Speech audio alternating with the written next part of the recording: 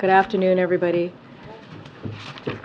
All right. I want to make something clear at the top because I understand how important moral clarity is, especially at this time. So when Jews are targeted because of their beliefs or their identity, when Israel is singled out because of anti-Jewish hatred, that is anti-Semitism, and that is unacceptable. There's no place for anti-Semitism, full stop, period. This is important to the president. It's important to me personally and to everyone in the administration. Following the Hamas terror attacks in Israel, which were the deadliest for Jews since the Holocaust, the president has been consistent and clear.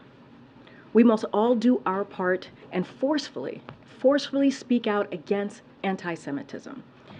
And we must ensure that there is no place for hate in America. Not against Jews, not against Muslims, not against Arab Americans, not against Palestinian Americans, not against anyone. So I wanted to start there today.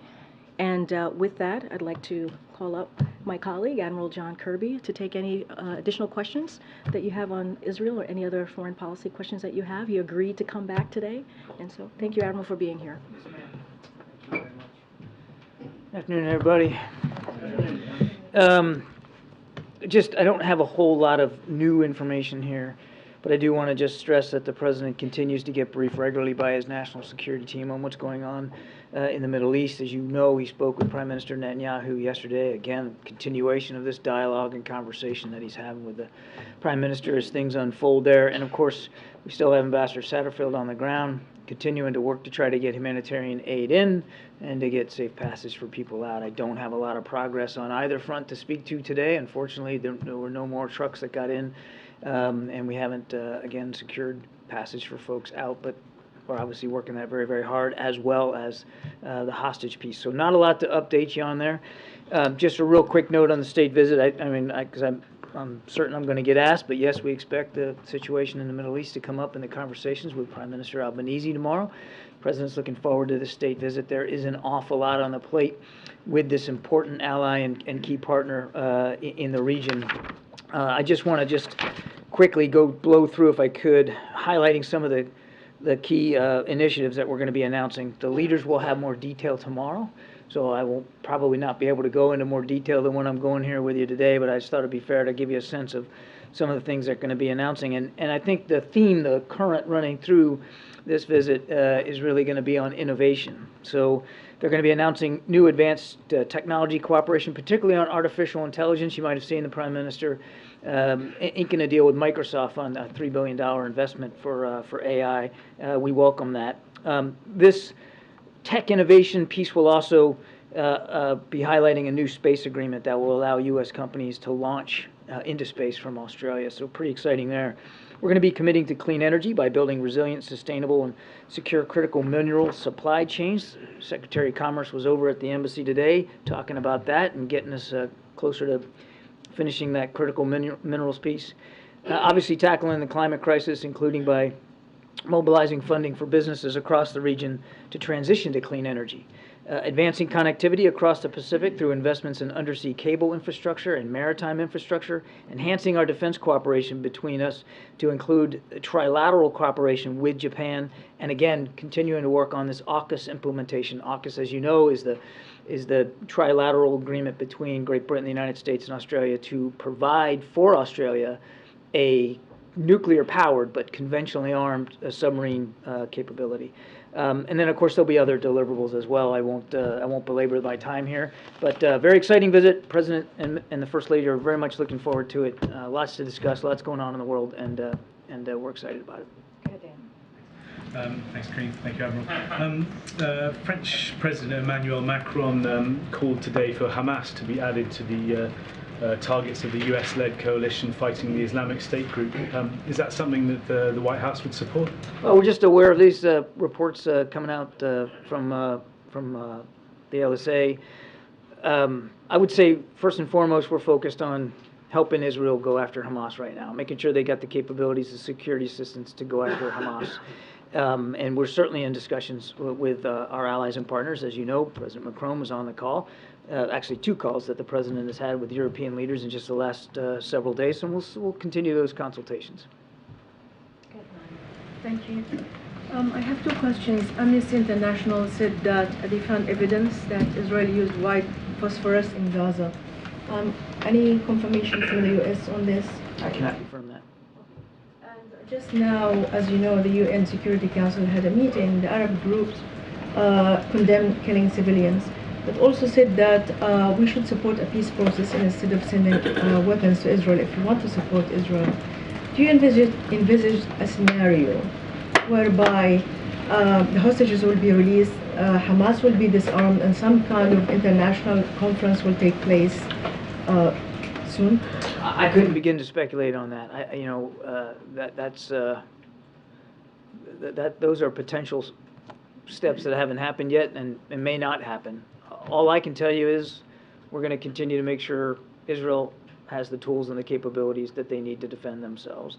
We're going to continue to try to get that humanitarian assistance in. We're going to continue to try to get hostages and people out of Gaza appropriately. And as I think you've heard us say, a ceasefire right now really only benefits Hamas. That's where we are right now. And I understand the question, but I'm just not going to get ahead of where things are. So there's no scenario to avert the war now. That was my point, really. There's no other scenario to avert. There's already combat between Israel and Hamas.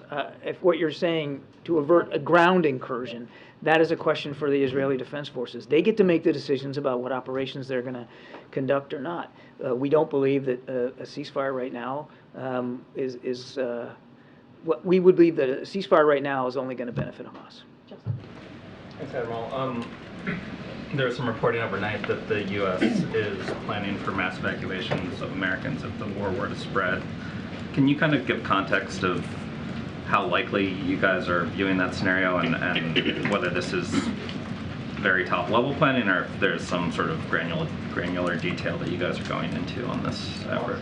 I won't go into granular detail on operational planning one way or another, but it would be imprudent and irresponsible if we didn't have folks thinking through a broad range of contingencies and possibilities. And certainly evacuations are one of those things. I mean, there's not a place in the world where the Pentagon doesn't have contingency plans on the shelf, may need updating, but have them on the shelf to help with the evacuation of American citizens. And given what's going on in the Middle East right now, I think it's perfectly reasonable. I think it would be imprudent and irresponsible if we weren't doing some kind of contingency thinking. But we're not at a point of execution right now. And there are still plenty of opportunities, for instance, even in Israel, for people to get out. We're still doing contract charter flights, and there's still commercial flights going in and out of Ben Gurion. And frankly, the demand signal for our contract charter flights hasn't been very high. They're still going, but they're not all filled. And the same could be said for places like Lebanon. But each country's different, and the threats and challenges in each will change over time. And we're doing all the right prudent thinking that you would expect us to. I know that you've thanked Qatar for its role in helping to secure the release of some of the hostages so far, but I was wondering if the U.S. believes that Qatar should expel the Hamas leaders that are in the country right now. I don't think. Well, I'll just say we're having conversations with partners across the region, and we know that Qatar has an open line of communication with Hamas.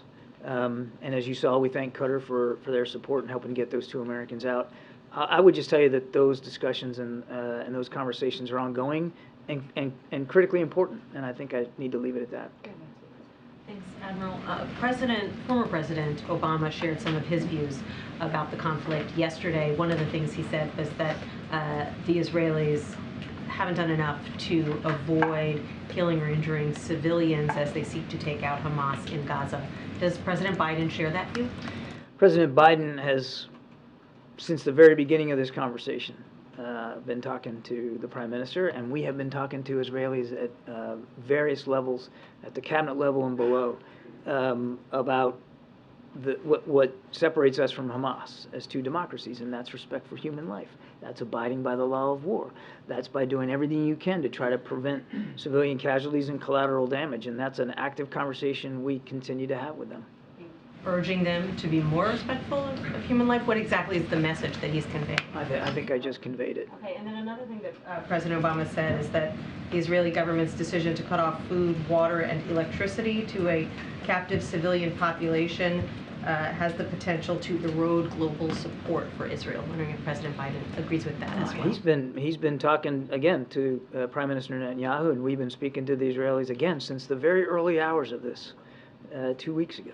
That respect for human life, respect for the civilian population in Gaza, making sure that they can continue to get access to food, water, medicine, and electrical power remains critical. It's important, and that's why he worked so hard on this last trip last week to do exactly that by getting the Israelis and the Egyptians to agree for humanitarian assistance to get in.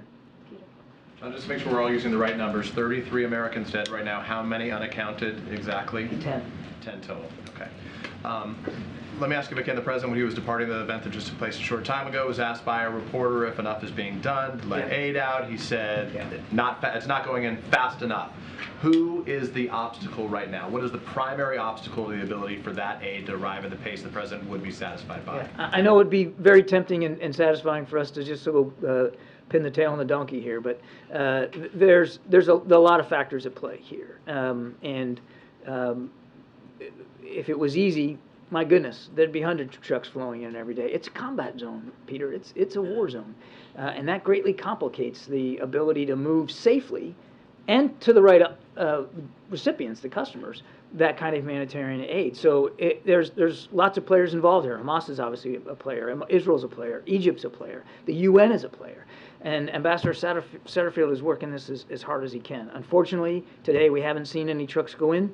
We'll see what the hours to come bring. One quick follow-up account on a separate topic here. Broadly speaking, we know the Israeli War Cabinet has been meeting with the Prime Minister, the President, and others have spoken to members of that cabinet often, the President to Netanyahu often. Is the President confident that the Israeli War Cabinet, led by the Prime Minister Benjamin Netanyahu, will do the right thing as he views it in carrying out this war? He is confident that we are going to keep doing what we need to do to get Israel the capabilities that it needs. The War Cabinet can speak for themselves. Prime Minister Netanyahu can speak for his government. I'm not hearing you saying that he has confidence in Netanyahu and that War Cabinet to lead this war effort to the U.S.'s liking. It's not our place to decide the competency of the unity government that Prime Minister Netanyahu put in place. That's for him to speak to and for his cabinet officials. The president left Tel Aviv confident that he had the opportunity to be candid and forthright with Prime Minister Netanyahu privately and with the War Cabinet writ large, and that he had the opportunity to ask them the hard questions that he wants them to be asking themselves before they start some sort of major ground offensive. Thank you. Sir. Thank you, sir. Kirby, I wanted to get a sense. There have been a spate of attacks on U.S. forces in the region, and can you characterize the threat that the U.S. faces in the region right now as Israel poises itself to invade Gaza? And then I have a question about Australia. We remain deeply concerned by the potential for future attacks on our troops. As you're right, we've seen, and I'm guesstimating here, but it's about a dozen over the last several days. And as a result, tragically, one U.S. contractor died as a result of a heart attack from sheltering. So it's potentially a dangerous environment, and we're taking it very, very seriously. Our commanders on the ground have the right to defend themselves and their troops and can take the appropriate and are taking the appropriate force protection measures. And as you know, the president has added additional military force to the region, and now one of those carrier strike groups is going to go on through to the Gulf region to make sure that we send a strong signal of not only deterrence, but our willingness to protect and defend ourselves and our national interests. Question about Australia. Apologies. Sort of as you have the Australian Prime Minister coming tomorrow in the midst of all of this activity around the Mideast, can you just give us a sense from the President's perspective, how is he balancing these two sort of immediate foreign policy objectives versus sort of his longer-term foreign policy objectives that the Prime Minister's visit sort of embodies? Well, he's balancing it well. give you. He's doing it. I mean, if you want to give him a report card, A+. I mean, he's commander-in-chief. That never stops, and the duties and responsibilities are literally global. I mean, we are one nation that has truly global responsibilities, and he's managing it all. Now, it would be really helpful if he could also get the support of Congress up on Capitol Hill, particularly for this supplemental funding. It will be immensely simpler and easier for the president to manage all these multiple crises if we could get that funding for Ukraine, the funding for Israel, the funding for the Indo-Pacific strategy, and of course down at the border. But even sort of today, you're seeing things are being delayed. I mean, surely as What's being delayed? I mean, this briefing, for example, is delayed by quite. Well, that's my fault. Not right. But I mean, I appreciate that. the natural science thing is delayed. Good move. It is true. It is true. But I'm trying to get a sense, right? Presumably, the president is going to have a number of calls he has to make tomorrow that he wouldn't have otherwise had to make if there had not been this crisis in the Mideast. And how, are you going to keep the Prime Minister of Australia waiting while Netanyahu's on the phone? Like, how is that going to work? I don't anticipate keeping the Prime Minister waiting on anything tomorrow. They got a pretty full agenda, and as I said at the top, the President's looking forward to that. But being President of the United States means balancing an awful lot of priorities and challenges, whether they're domestic or foreign, and oftentimes the line between those gets blurred pretty dang quickly, as Karine was talking about at the opening in terms of the spillover of domestic potential threats here in the United States. But the President is managing it really, really well because of his long experience in government, the wisdom he brings to the job, the relationships that he has. Look at Prime Minister Netanyahu and they've known each other for decades, since the Prime Minister was working in the embassy here in D.C. As the Deputy Chief of Mission. All that comes into the way he executes the job, and he's on top of it all. Thank you. So 2 questions. Can you tell us specifically what the U.S. government is doing right now to get Palestinian Americans out of Gaza? Because understandably there are some logistical issues, but we've talked to people who are who are stuck at Rafah and who want to leave. And so what is the government doing right now?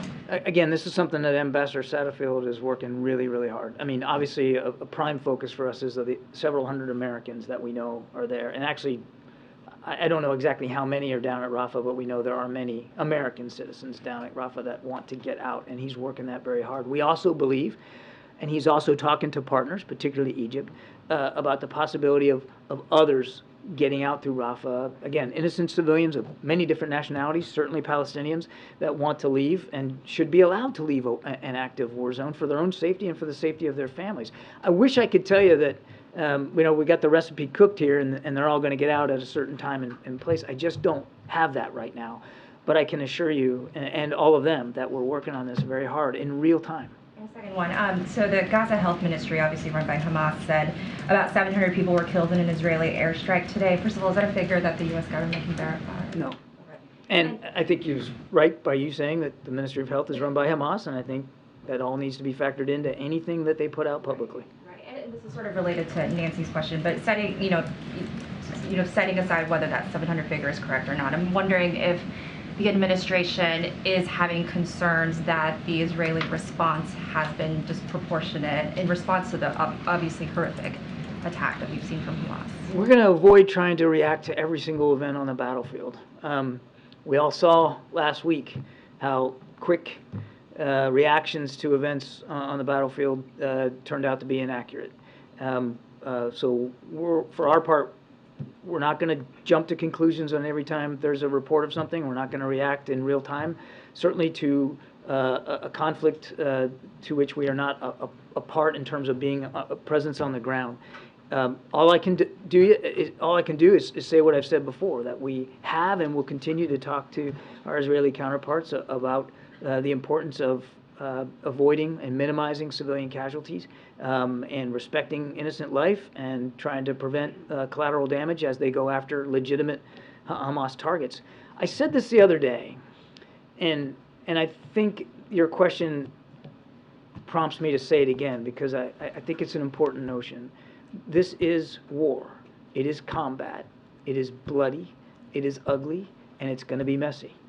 And innocent civilians are going to be hurt going forward. I wish I could tell you something different. I wish that wasn't going to happen, but it is going to happen. And That doesn't make it right. It doesn't make it dismissible. It doesn't mean that we aren't going to still express concerns about that and do everything we can to help the Israelis do everything they can to minimize it.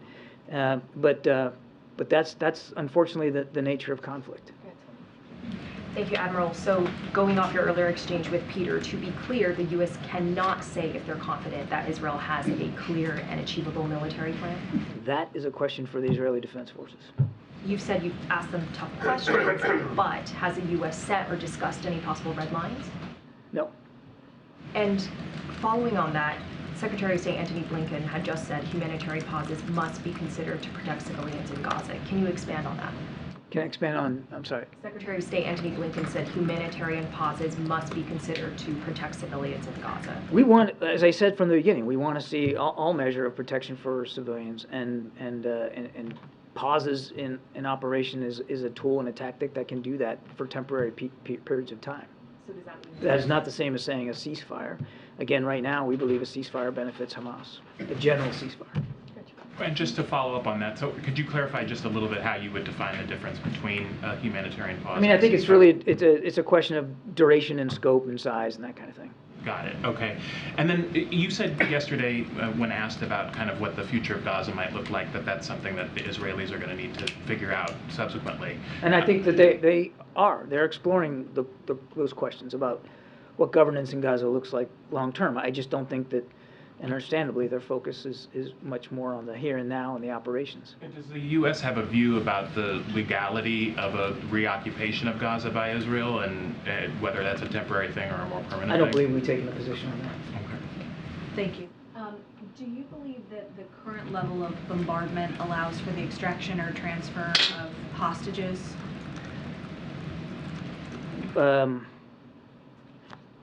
Difficult to answer the question given that we're not completely sure about the location of each and every hostage.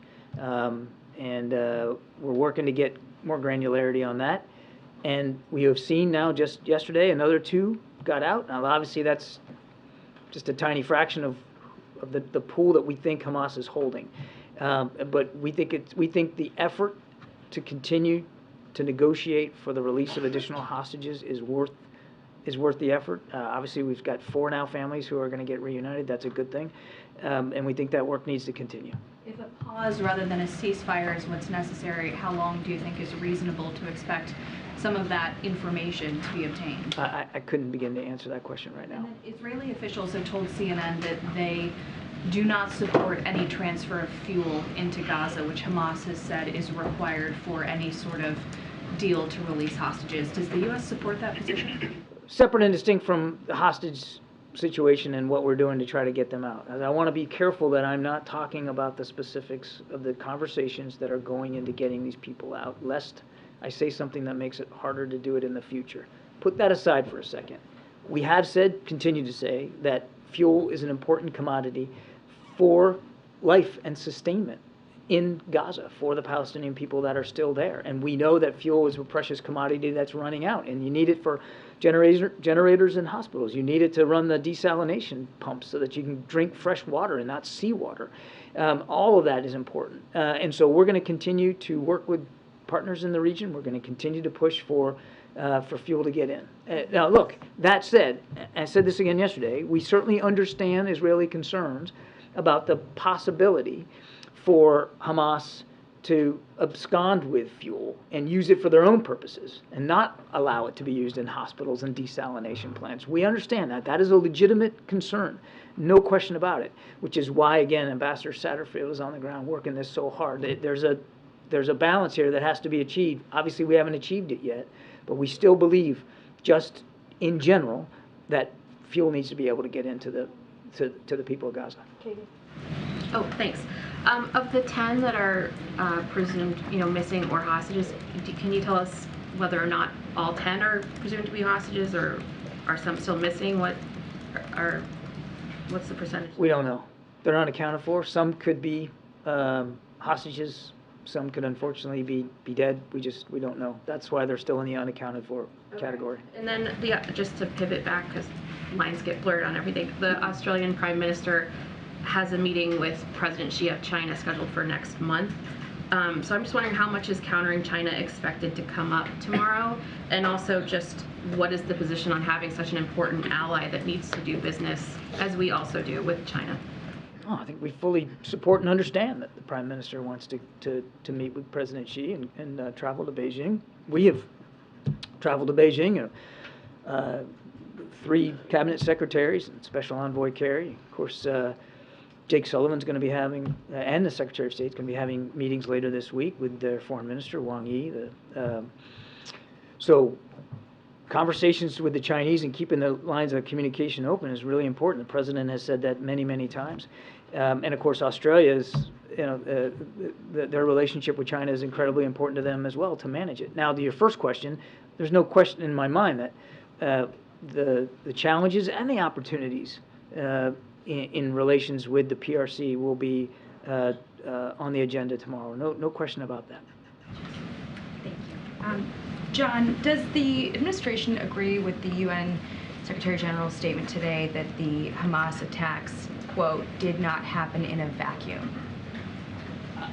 I don't know what he meant by that, so I'm not. I can read you I'm not sure. I didn't see the comments, and I'm not sure what the context is. He said that it's important to recognize the attacks by Hamas did not happen in a vacuum. The Palestinian people have been subjected to 56 years of suffocating occupation. They've seen their land steadily devoured by settlements, plagued by violence. It goes on. That statement infuriated a lot of Israelis. I want to know if the administration disagrees with what he said.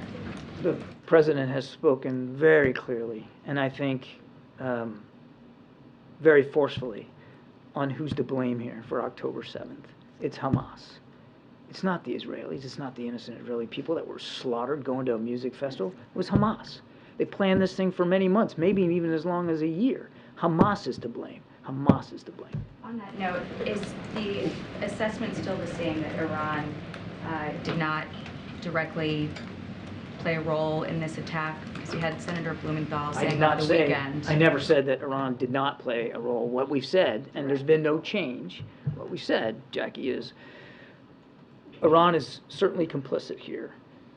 Without them, there is no Hamas. Without them, there's no Hezbollah. Without them, there's no militia groups firing rockets at our troops in Iraq and Syria.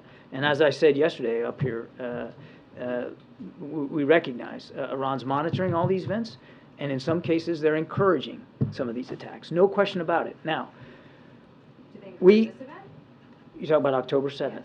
We still haven't seen any direct, specific intelligence that says they were witting or participating or directing the attacks of October 7th. But as I said, broadly complicit, no question about that.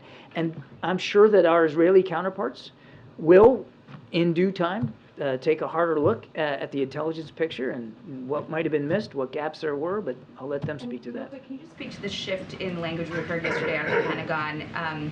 Last week no one would confirm on the record that these attacks were coming from Iranian proxy groups, but then Brigadier General Pat Ryder said the U.S. holds Iran responsible. Is the U.S. taking this as a signal that Iran is in fact trying to widen the war? We see that they are backing these groups, no question about that. We have sent a strong signal of deterrence. There's no indication right now that any other nation, state, or actor is preparing or imminently to escalate this conflict, but we're watching this very, very closely. And again, I want to be clear here. Nobody's turning a blind eye to Iran's complicity. Their support for these militia groups in Iraq and Syria, their support for terrorists throughout the region. We have addressed that through additional sanctions. We have addressed it through additional military force posture. We're obviously going to do what we have to do to protect ourselves and our troops. Nobody's at all turning away from that threat or their historic and sustained support for these terrorist groups. Thanks, Karine. John, just a follow-up to what Peter asked earlier. I'd like 2 questions, but one to drill down. I assume when the President said aid isn't getting fast enough to Gaza, that he's not critiquing our efforts to get it there. So, and without hanging a hook on who's responsible, is he saying that more can be done from our end? Is there more that can be done to get the aid to them? I think he was referring to actors in the region.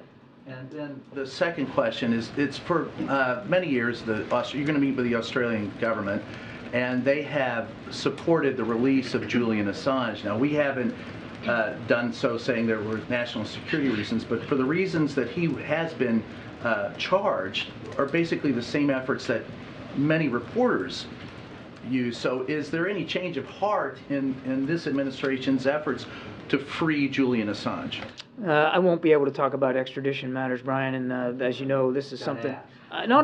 fair question, but this is something the Justice Department is handling, and I think it's better if you go to them on that. We have to wrap up. Okay, Lisa. Thank you. Thanks. Thanks, Admiral. So you've talked in here about contingency plans for this conflict potentially escalating, even though the administration wants to prevent that. So is the U.S. military really planning for possible evacuation of hundreds of Americans from the Middle East? There's prudent planning, and then there's sort of the tactical level planning right before you execute. What we're talking about here is just prudent planning and thinking. There are no active efforts right now to evacuate Americans from the region, other than what we're doing in Israel, providing charter flights. There's no active efforts. And we're not parking ships off the coast and getting ready to send Marines in to get people out of, you pick the place over there. That's not happening right now. But what was reported in the press is nothing more than prudent contingency planning. And as I said at the outset, given everything that's been going on the last 2 weeks, it would be irresponsible if we weren't taking pen to paper and taking a look at what that might look like. But there's been no orders given, nobody pre-positioned to do it, no moving in that direction. But if it should get to that, my goodness, you'd want to make sure we were ready to do it and do it like that. And if I could just ask a quick follow-up on the longer it takes for the House to agree on a speaker, how concerned are you? How concerned is the president that the administration is going to be able to get the necessary aid to Israel as well as humanitarian aid? It's a concern. As I said earlier, we've got appropriations to support Ukraine and Israel for a bit longer. Now, how long is a bit's going to depend on the pace and the scale of these combat operations in both countries. But yeah, we wouldn't have put a supplemental request in, which, oh, by the way, says right in the first line, it's an urgent request. We wouldn't say it wasn't urgent if it wasn't urgent. We want them to act as quickly as possible. Okay. John, I wonder if we've heard numbers of several hundred Americans who are in Gaza, up to 600. Do you have a more specific number of the actual number of Americans who are in Gaza right now? State Department is a better place to go for that. So several hundred I know is accurate. I wish I could be more detailed than that, but you really got to go to state. They would have a better count probably than I would. And then in the prudent planning process, I mean, for these several hundred Americans who are in Gaza right now, if it's in a prudent planning stage... No, please don't mix up the two. What the question I was getting was on the Washington Post report about regional evacuation planning. We are actively trying to get Americans out of Gaza. Ambassador Satterfield was appointed for that purpose, well, also to get humanitarian assistance in, and we're doing that. But we know there's Americans in there. We know they want to get out. We're working very hard to find safe passage for them. That is different than a non-combatant evacuation operation. That's safe passage out of a war zone. Is there a current, advice, I guess, for folks who are kind of trying to gather near the Rafah crossing in case that is where they would evacuate? Is it advisable for Americans in Gaza right now to be in a certain location? I got this question yesterday, and I really should refer you to the State Department. They manage and handle our communication with American citizens overseas, and I think it's better for that question to be posed to them. Matt, you have the last question. Thank you. John, I want to make sure that I understood the idea of a ceasefire versus a humanitarian pause. And you guys clearly are opposed to a ceasefire, thinking that would be a victory for Hamas. But on the humanitarian pause, is it something that the U.S. is actively pursuing or calling for that to be the case? Well, you heard the Secretary of State talk about the need to look at that, to consider the possibility of a humanitarian pause, to allow aid to get in and get in unfettered, and to allow for the safe movement of people out. But again, there's a lot that goes into that, Matt. You gotta we got, the Rafah crossing's open on the way in, it's not open on the way out. There's a lot of spade work in diplomacy to get that to happen. So you're not calling for it at this point, you're saying it should be an option? I think it's, again, I would refer you back to what Secretary Blinken said, but it's certainly something that ought to be considered for the purpose of humanitarian assistance. Okay, and then one last thing on the 10 Americans that are unaccounted for. Is there any confirmation that some number of those are currently being held hostage, or is it completely that the U.S. has no idea where those people are? No, the fact that they're unaccounted for means we truly don't know. We know, again, as I said, a handful, less than 10, are being held hostage. But when we give you the number of unaccounted for, and the reason that number goes up and down is because you get information. Sometimes it's really bad news. Sometimes it's not. So that number fluctuates. It hasn't fluctuated much over the last several days. It's hung around 10, 11. Today it's 10. But what I can tell you is we're working real hard to try to solve those mysteries, and so that the number's 0 and at least families know, at least they have information, and we're working hard on that. All right, thank you. Thanks, Karine. Sorry I was late. See? It's my fault. That's twice now. Noted for the record. Yes, noted for the record, indeed. All right, Sung Ming. Thanks, Karine. A couple topics. On the expanding UAW strike, obviously you had 5,000 workers walk off the plant in Texas today. The strike is in the 6th week, and you had Ford laying off workers in Michigan and Ohio. And I'm wondering how concerned the White House is right now that you can get a resolution that's in a timely enough fashion that you avoid significant economic damage. So obviously we're monitoring all of this, everything that you just laid out very closely. Yesterday I was asked about Gene Sperling and also Acting Secretary Sue, who have been obviously playing point from this administration in helping in any way possible, clearly not part of the negotiation, but certainly helping communicate with the parties, both UAW and the Big Three. Look, the president continues to believe that collective bargaining is incredibly important. The options that are under collective bargaining, UAW has the right to kind of think through those options. And so we believe that if everyone comes together in good faith, that there could be a win-win agreement. And so we're going to let them have those negotiations, continue to have those conversations. Obviously, everything that you laid out, we're going to monitor very closely. I don't have anything beyond that. And on the supplemental packages, obviously you set up the national security focus up last week. We have reporting, others have reported as well, that there are plans to send up a domestic focus supplemental. And I'm wondering if you could talk through kind of the idea of sending it in 2 different packages, especially because you have people like Bernie Sanders saying Congress can't pass just tens of billions for priorities abroad without addressing the priorities at home. So why did the White House choose to do it in separate packages? I mean, look, in Director Young's letter, she said that there would be a domestic supplemental as well. It's coming this week. So certainly it's going to lay out the president's priorities as it relates to disaster relief, as it relates to child care. And so that's coming. That is forthcoming. We did certainly, as you heard from the Admiral, with the supplemental that we released last week, the foreign one, the international one, it said urgent on it in the first line, right? Because we believed it was incredibly important as we see the war in Ukraine, as we see what's happening with Israel and Hamas. We wanted to make sure that certainly that we got that out there as soon as possible. But the domestic one is coming this week. That's what Director Young said in her letter that you all, I'm sure you all saw, that there's going to be an additional request on the domestic front, and those are going to be priorities and just as important, but also priorities for the president as well. That is critical to domestic push or platform that he has. Thanks, Karine. We've heard from Senate Republicans that humanitarian aid to Gaza is an issue for them in the aid package. Are there any modifications to the aid package that would be red lines for the White House? I'm not going to get into any hypotheticals or any red lines. We believe there's no reason for Congress shouldn't pass or support this. We believe this is a national security priority, right?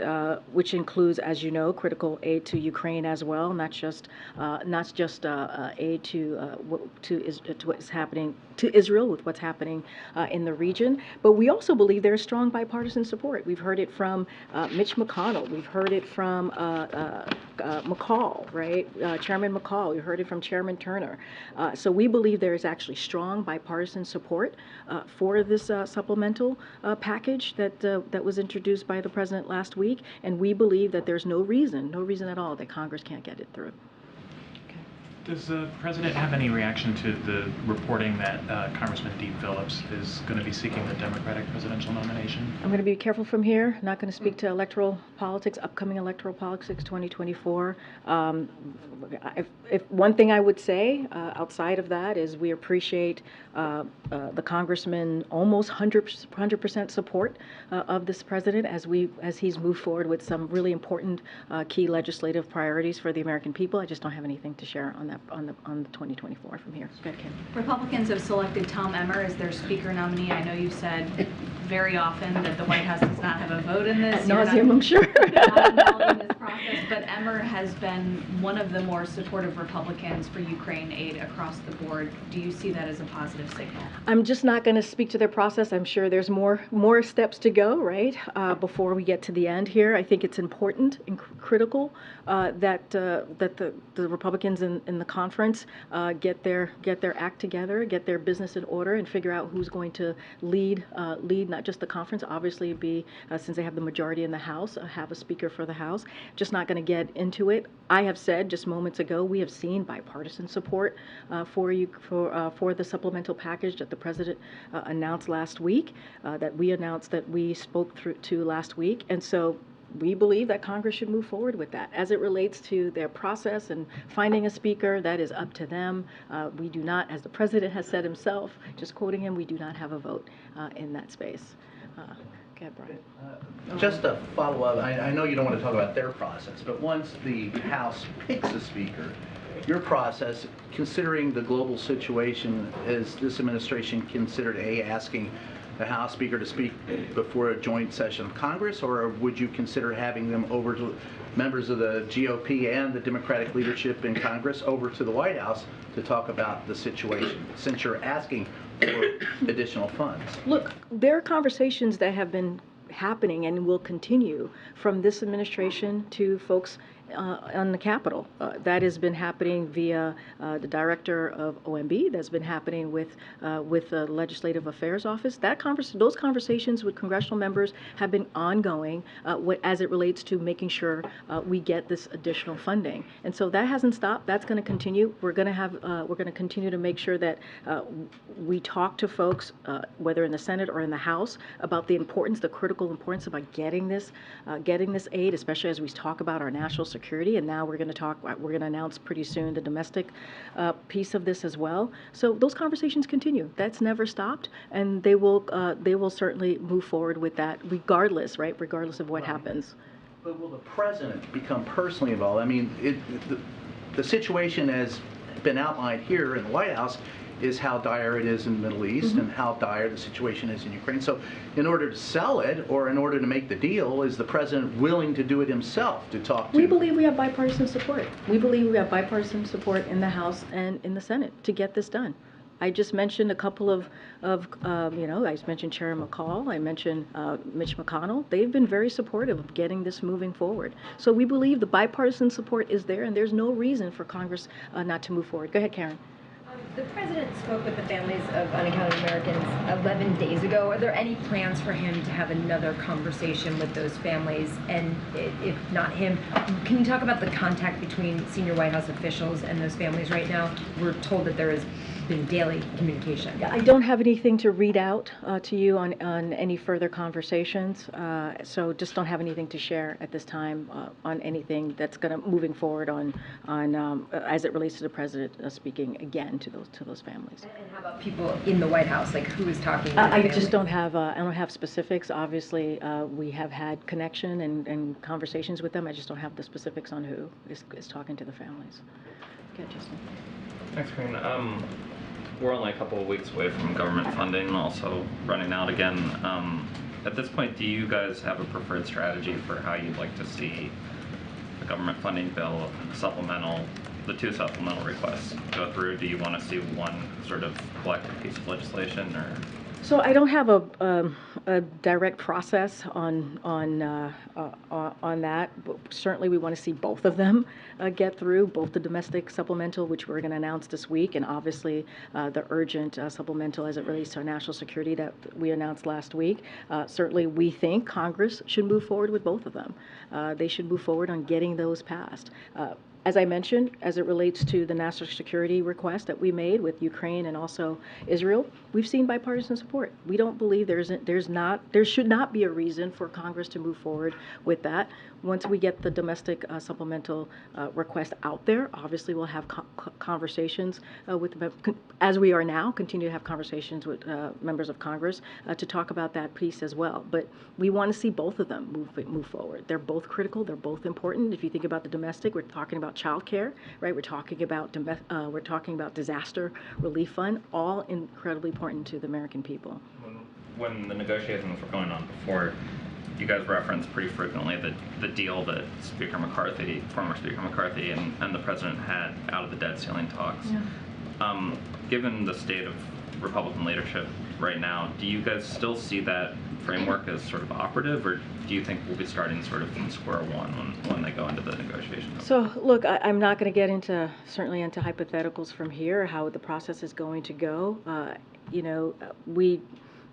If we go back to the budget agreement a couple of months ago, it was something that, again, House Republicans, 2/3 of them voted for it. It got bipartisan support. It was something that American people wanted to see, both Republicans and Democrats coming together and delivering for the American people. And so that was incredibly important to the President. We believe that they needed to stick to the deal that they voted on. The President signed that bill, and now we're at a point where we're talking about the supplemental budget, right, which is something that is common. It is not unusual for the administration to ask for a supplemental request. Yeah. You said that in addition to sort of disaster relief, it might include child care and other priorities, and so I'm wondering if this may push beyond the sort of deficit cuts that you had agreed to as part of that deal. No, I understand the question. Look, supplementals are, as you know, not unusual to ask. And these are domestic priorities that the President thinks are incredibly important, that the American people need and want to see. If you think about child care, if you think about the American Rescue Plan, how important it was to have, for example, the CTC and what the difference that made to communities across the country. And so this is something that's been part of the President's platform for some time. And so he's gonna put out his domestic supplemental in the next day or two. He'll lay that out for Congress, and we'll continue to have those conversations. But he thinks the reason he's asking for it because he actually believes it's very important, and it's not unusual for the administration to ask for a supplemental budget. Go ahead, Ed. I want to ask you about current energy prices and Iran, if I could. So Iran makes 70% of its revenue from oil. It's doubled that oil output since 2019, adding $40 billion to revenues. So are the President's current energy policies giving Iran enough money to fund terror groups? Because the price of oil has gone up under this President. The former President Trump, the average price of Brent oil was $58. Under this President, it's $83 a barrel. So the price of oil is more. Is that giving Iran enough money to fund these terror groups in the Middle East? I mean, I wholeheartedly disagree that our actions are giving. Is that what you're saying? Can you say that again? The current energy policies in the U.S. From our energy policies. Yeah, seeing the price of oil go up, because when you restrict supply here in the United States, it's forcing to get the global supply from somewhere else. OPEC is cutting prices of oil, so the price of oil goes up. Yeah, and we're not part of OPEC, as you know. Right. And so they're going to make their decisions on whatever they decide. We are not a member of OPEC. But the administration has decided to regulate the oil industry here in the U.S. and restrict investment, future investment in the oil supply in the U.S. And so as the price of oil goes up, is that giving Iran enough money to fund these terror groups? It seems to be a big jump. And so certainly I'm not going to speak into that type of hypothetical. It sounds like a hypothetical that you're asking me. So certainly I'm not going to weigh into this. I'm just not going to weigh into a hypothetical here. Go ahead, Phil. Thank you. Just to quickly follow up on something that John Kirby said about the Gaza Health Ministry, because I think this would be helpful for Americans who are watching this conflict from afar. Does the administration see the Gaza Health Ministry at an all credible source of information concerning the crisis on the ground in Gaza? He literally just spoke to this, but he just answered this question. He said that they were associated with Hamas, but does the administration think that they are at all credible? He literally just spoke to this and answered it. I don't have anything else additional to say. He just said we should question, right? He actually answered the question. I don't have anything else to say. Thank you. Okay, no problem. Thanks, Karine. On a visit of the Chinese Foreign Minister, Wang Yi is coming to D.C. For a 3-day visit. So besides the potential meeting between President Xi and President Biden at this APEC summit, is China's stance on Israel and Ukraine on the agenda? And also, in the wake of those attacks in Europe and Middle East, I'm assuming U.S. doesn't want to see any other conflicts happen in Asia. So in this visit, will U.S.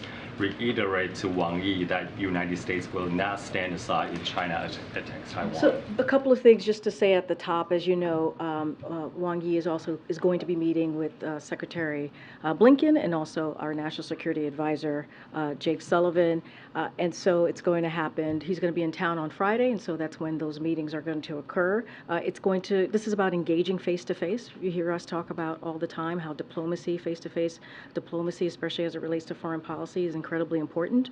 So we're going to raise the challenging issues, obviously. We're going to address misperceptions and also miscommunications and explore working with PRC where our interests intersect. That is something that we have said certainly from the beginning of this administration. And so our strategy toward PRC has been consistent here, and our assessment of the challenges that we have with PRC that are there that poses has not changed. And we have been very clear. We want to see competition. That's what we want to see with PRC, competition. And so we seek to manage that competition in a responsible way. And so again, you're going to see a diplomatic engagement, a face-to-face engagement with the Secretary and our National Security Advisor. We think it's important to have those conversations. You heard the Admiral, how there's been 3 secretaries that have already gone to Beijing, had those face-to-face diplomatic conversations. Now Wang Yi is going to be here on Friday, and so we're going to continue those we believe, important discussions. Is Israel and Ukraine going to be on the agenda? I'm not going to get ahead of what's on the agenda, but obviously we're going to talk about challenges, ways to work together that better our interest, obviously, and we're going to continue the engagement that we've had at various levels at the PRC. The second question on the global south. So of course he highlights UN's call for Israel to follow the law of the war and effort to provide humanitarian aid to Gaza. But we also seen from the Arab world and global south, and we're seeing protests in Indonesia, in Malaysia, against United States support to Israel, and which those are important allies in Indo-Pacific and ASEAN.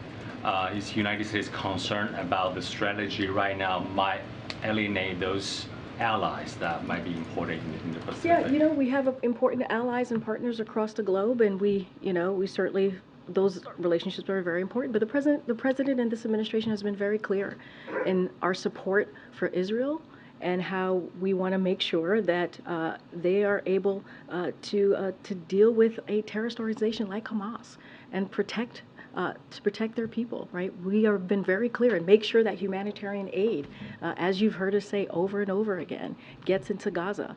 And so that's going to be our focus. We have someone, an ambassador on the ground who's focusing on that, making sure that we do everything that we can get the hostages out. So that is our priority right now, and that's going to be our focus. Go ahead. Thanks. On the House Speaker race, the odds are whoever Republicans end up electing, 1 is not going to have much of a history with the president, and 2 is not going to have done much in terms of major negotiations over legislation. So I wonder if that heightens any level of concern the White House has about being able to get these priorities done by the end of the year, being able to kind of have that familiarity in those conversations. So look, I'll say a couple of things there. look, we believe it is important to get the work done on behalf of the American people. It is important. It is important to have a functioning House, which is right now is not functioning because they cannot figure out who is going to lead, they meaning the House Republicans, who's going to be the leader of their conference, who's going to be the Speaker of the House, and that's a problem. We see that as a problem. But we're going to continue to do everything once they decide, and we hope they do it very quickly because we have a lot of business to get done. Just talked about 2 supplementals, one that we, and the national security one that we announced last week, and a domestic one that we're going to announce this week, obviously, and to make sure the government stays open. And so there's a lot of work to be done, and we hope that they get their priorities in order, they get themselves in order, so that we can get this done on behalf of the American people. We are willing to work with them in a bipartisan way to get things done. We see bipartisan support for the national security supplemental. That's important. And then we're going to be announcing our domestic supplemental. Look, we think it's important that the House Republicans get their affairs in order so that we can continue to deliver for the American people. Yeah. In the interim, in an urgent situation, in an emergency situation, who does the White House consider the leader of the Republican conference in the House? Look, right now, as you know, there's the Speaker pro tem, obviously, right? So he is he's by default is there. But I mean, look, I mean, we say this. I know we say this ad nauseum. We were joking around with Kayla. Oh, I think it was Kayla. I can't remember on this. It is for them to fix, right? It is for them to decide who is going to be the speaker. Them meeting the House Republicans. They gotta get to work here. The American people is counting on us, and the president is doing his job. He's doing his job domestically and as commander-in-chief. We have to see House Republicans do their job as well. Thanks, everybody. See you Thursday. Thank you, Karine.